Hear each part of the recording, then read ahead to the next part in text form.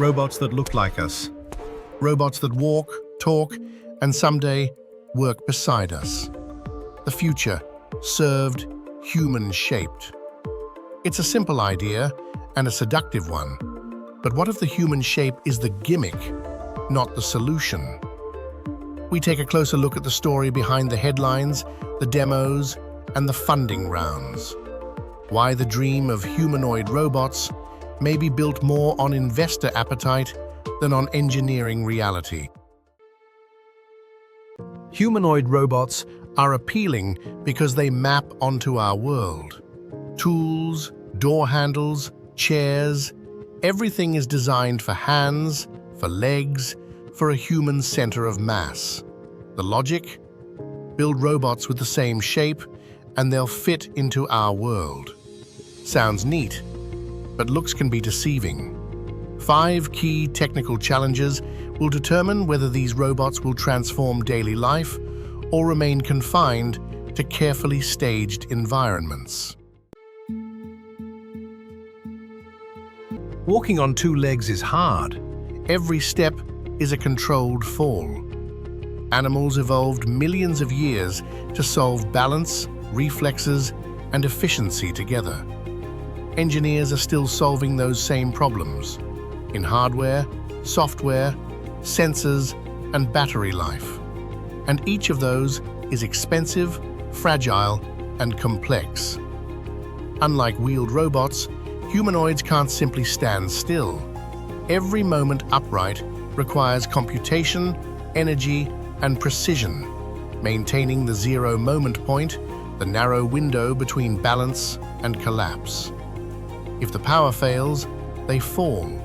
If an algorithm hesitates, they fall. And at 50 to 150 pounds, a fall isn't just a malfunction, it's a safety hazard. Public demonstrations have revealed how fragile this balancing act still is. And without reliable fall recovery, most robots must be kept at a distance from human co-workers. Humanoids today run for barely 90 minutes to 4 hours on a single charge. Industrial work, however, demands entire shifts, 8, 12, sometimes 20 hours of continuous operation. Bipedal movement drains energy fast, heating batteries to over 100 degrees Celsius, shortening their life and forcing engineers into a delicate balancing act. Enough power to work, but light enough to stay upright. For now, even with rapid innovation, battery limitations remain one of the robot's most stubborn bottlenecks. The human hand is an evolutionary masterpiece. 27 degrees of freedom, precise touch, and extraordinary adaptability. Robots are not there yet. Many can pick up simple objects with near-perfect accuracy, but struggle dramatically with irregular tools. True dexterity requires not just moving fingers, but sensing, adjusting, and reacting with subtlety. And the cost is immense. A humanoid's hands alone can represent over 15% of its total hardware budget. Even experts predict that meaningful human-level dexterity is still many years away.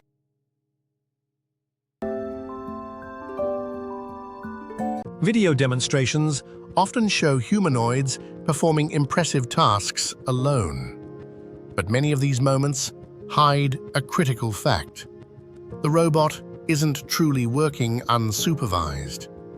Behind the scenes, there are teleoperators, staged environments, or carefully choreographed scenarios. The challenge isn't just Neo's body, it's also its brain. The body has to perform tasks safely, but the brain needs to know how to do them on its own, without human help. But right now, everything I saw Neo do was guided by a skilled pilot. Teleoperation is essentially when there is a human in the loop. And who is the voice I'm hearing right now? Real workplaces are messy. Objects move, lighting shifts, conditions change. Robots may understand what needs to be done, but still lack the physical ability to do it reliably.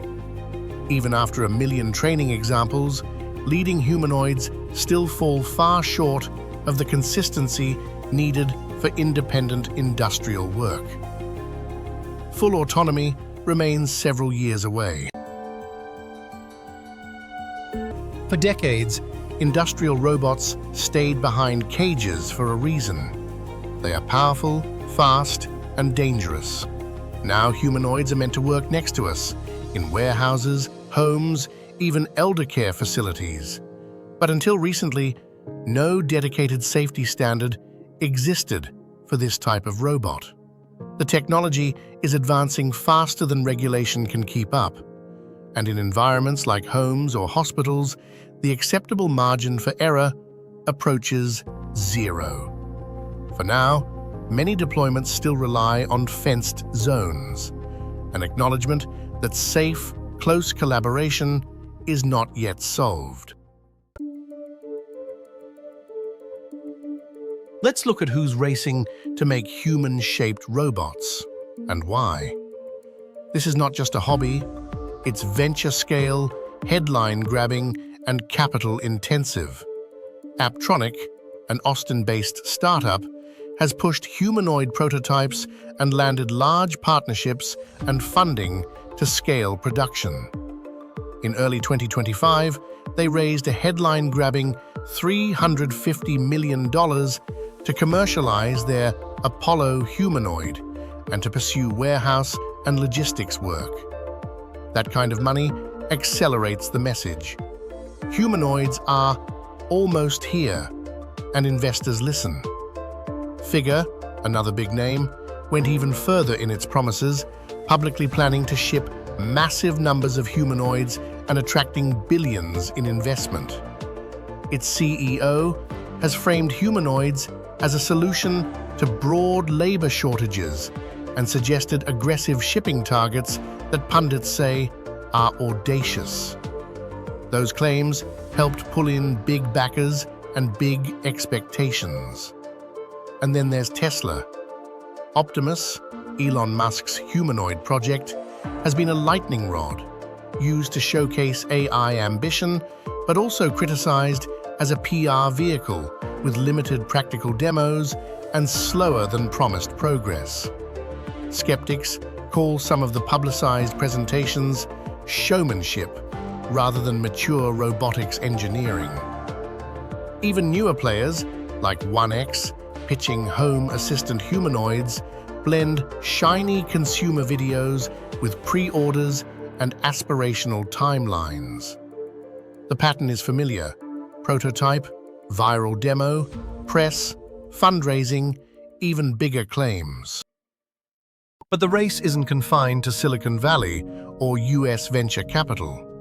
Across the Pacific, Chinese robotics firms are pushing just as hard, often with different economics, timelines, and assumptions about scale. Unitree, best known for its viral quadruped robots, has also entered the humanoid race with fast-moving, athletic prototypes showcased in slick demos. The China-based company emphasizes speed, agility, and aggressive pricing, positioning its humanoids as closer to mass production than many Western rivals. Eye-catching videos of running, jumping, and recovery have spread quickly online, reinforcing the idea that humanoids are no longer fragile lab experiments. Even as questions remain about autonomy, real-world deployment, and how much of the performance is scripted versus scalable. The humanoid narrative sells. It's easy to picture. Investors reward big visions, even when the technical path is long. Public demos are powerful. A robot walking on stage gets headlines. But demos are not the same as deployed, reliable systems. Boston Dynamics, famous for the athletic Atlas robot, shows the art of the possible: parkour, backflips, and dexterous motion. But even Boston Dynamics documents the iterative nature of that progress: continual fixes, occasional falls, and an admission that certain maneuvers remain precarious and failure-prone. Many humanoid demos rely on controlled environments, tethers, or hand-picked scenarios. They highlight capability, not continuous operation in messy, real-world conditions. That's a big difference. A successful demo is the first proof point. But reliability, safety, maintainability, these are what customers actually buy. Here's where the math gets blunt. Companies that build specialized machines, robot arms, wheeled mobile robots, conveyors, and smart mechatronics have a much shorter path to ROI. Industrial robotic arms from companies like Fanuc, Motorman, and collaborative robot makers have decades of deployment, predictable maintenance schedules, and clear productivity gains. Autonomous mobile robots and cobots are already saving money in warehouses, manufacturing, and fulfillment centers, and they do so without trying to solve humanoid balance, dexterous hands, or conversational AI at the same time.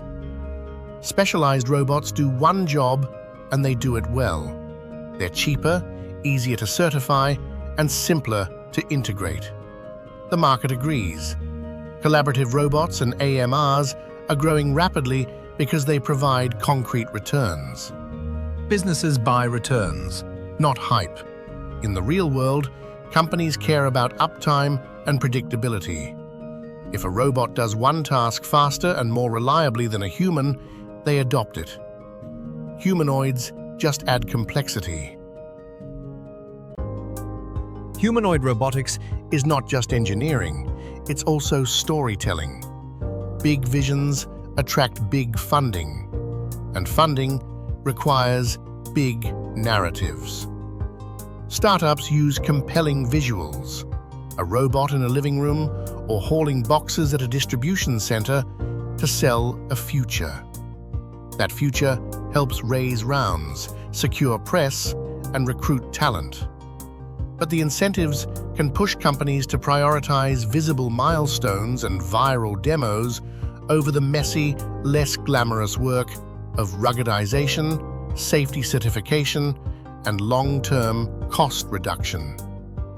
From Apptronic's multi-hundred million rounds to Figure's multi-billion war chest, the capital is real. But capital inflates expectations, and the media appetite for the next humanoid reveal helps fuel the cycle. This is not an eulogy for humanoid research. There are niches where a human form helps. Research into balance and manipulation, certain assistive care scenarios where human social cues matter, or tightly controlled environments adapted to a robot's limitations. But scale and cost are the barriers. If you can redesign an environment for automation, bring in a conveyor, a robotic arm, or a mobile manipulator, you eliminate the need for a human-shaped robot. Humanoid robots are powerful symbols. They capture our imagination. But engineering, economics, and real-world constraints push us toward different winners. Simple, robust, and specialized machines that quietly transform industry.